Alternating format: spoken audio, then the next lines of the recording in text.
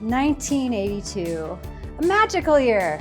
E.T. phoned home, Thriller dropped, and somewhere between Disco's last breath and Reaganomics taking off, Americans suddenly discovered fitness.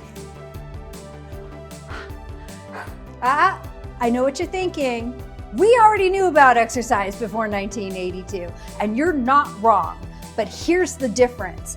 Exercise was something that was reserved for athletes. It was reserved for PE class for children. It was not something that the average person did. But in 1982, everything changed. Let's take a trip back in time, shall we? In 1982, Jane Fonda's Fitness for Beginners tape dropped, and everything changed. America collectively got off the couch, literally. Even your Aunt Carol in Des Moines was doing grapevines in the basement to Jane Fonda.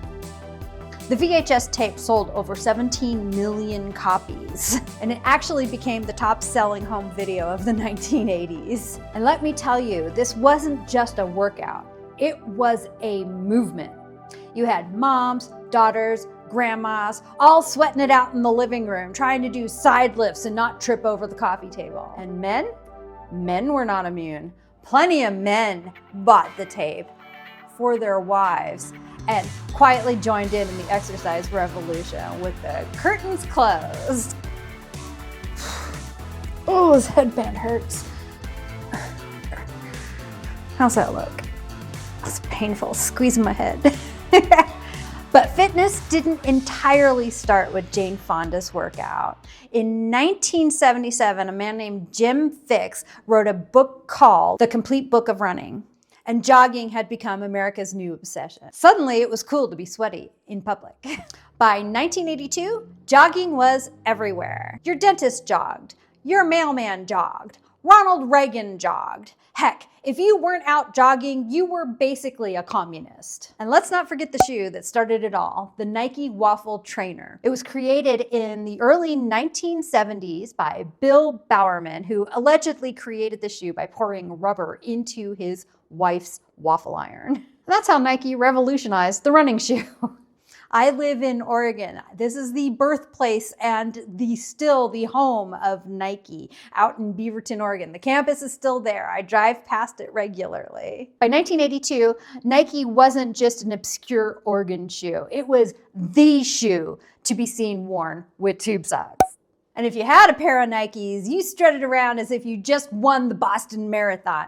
Didn't matter if the only distance you've ever run was to the mailbox and back. 1982 was the beginning of fitness as an industry. Gyms popped up in shopping centers, workout gear became fashion. TV ads promised abs in 8 minutes, and the Thigh Master was just around the corner, lurking in our future like a shiny plastic menace. Before all this, fitness was simple. You walked, maybe you bowled, maybe you had that weird vibrating belt thing at a beauty salon.